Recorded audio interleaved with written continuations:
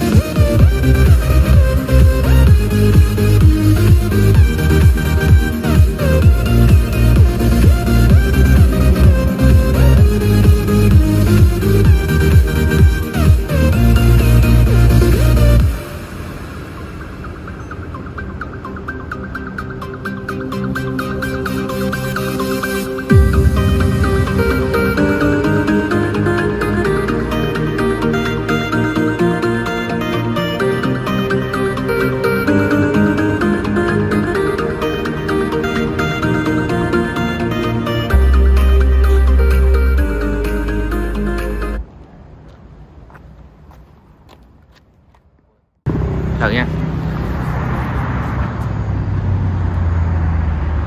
Rồi.